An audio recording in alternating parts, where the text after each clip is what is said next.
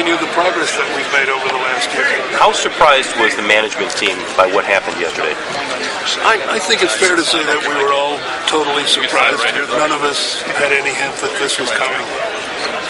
It makes people wonder, when you have a shakeup like this, is the company safe?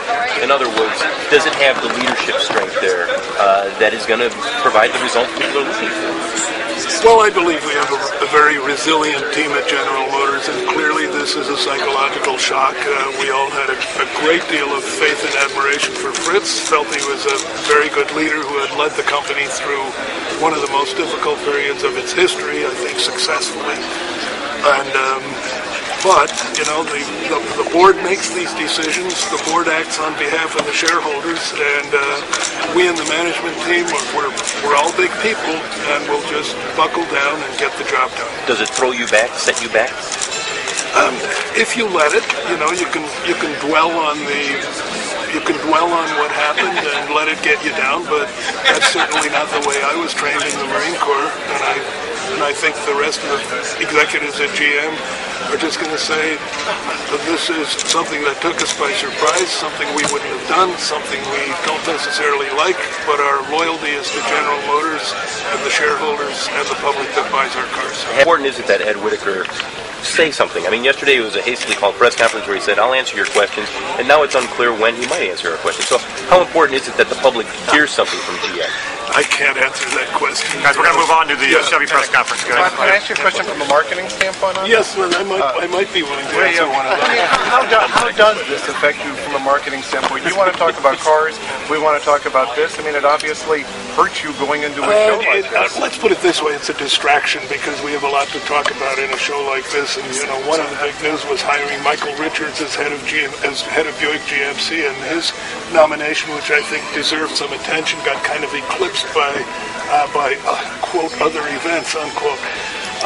You never like a distraction, but, you know, the interesting thing is the public buys cars. They don't buy management teams. And look at all of the stuff that was going on at Volkswagen with Piech and Wiedeking and Porsche and who's going to buy whom and so forth. And all the time, severe management turmoil at Volkswagen, Audi, and the cars just kept selling.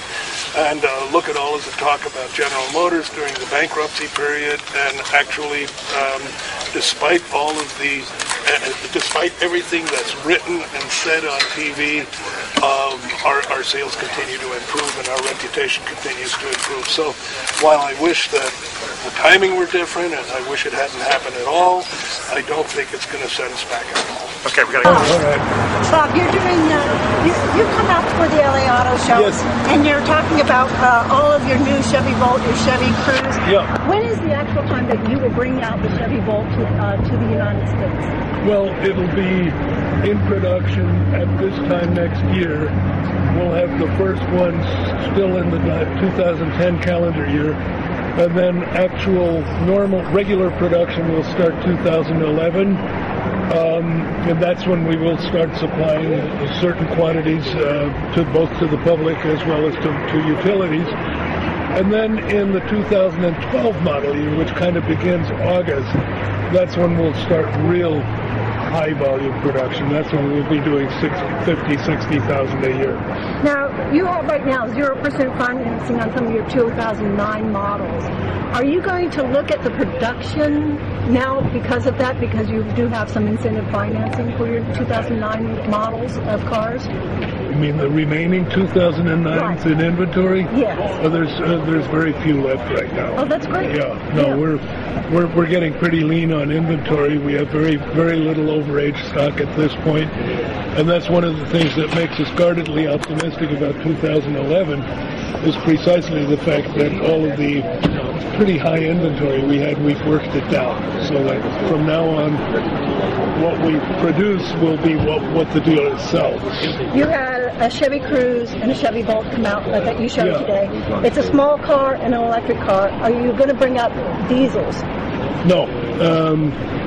Frankly not. And just like Toyota and Honda also pulled their diesel engine projects for the United States, and Ford isn't bringing any over, it's really only Volkswagen, and the question is how long can they hang in, because the emissions requirements for the United States are so severe that you lose part of the fuel economy benefit, and it's extremely costly. I mean, they're enormously expensive. So I really don't see it. All right. Bob, thanks so much. Okay, you're quite welcome.